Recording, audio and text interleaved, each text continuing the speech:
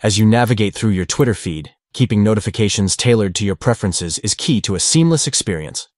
Today, we'll show you how to disable mentions notifications tailored for you on Twitter using your PC. Step 1. Begin by opening Twitter on your PC.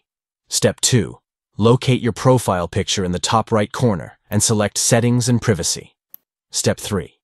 In the left-hand column, find and click on the Web Notifications option. Step 4. Within the Notification Types menu, select Preferences to personalize your notification settings. Step 5.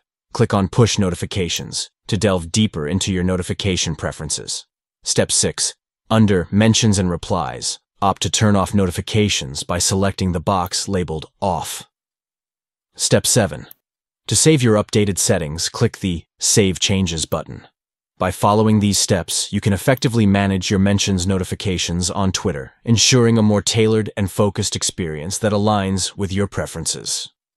Take control of your Twitter notifications and streamline your feed for a more personalized browsing experience on your PC.